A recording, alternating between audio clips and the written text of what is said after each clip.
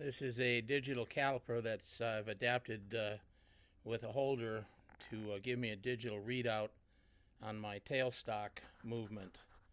You set it, at the start of drilling a hole. We'll just assume there's a piece in there, and then you can zero the caliper, and then as you crank the wheel in, it shows your progress in either millimeters, SAE, thousandths of an inch, or what's really kind of fun, fractions.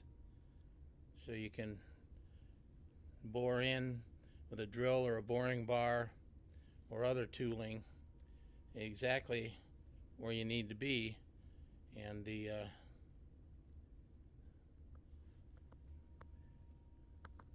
digital caliper will just loosen this holding screw here.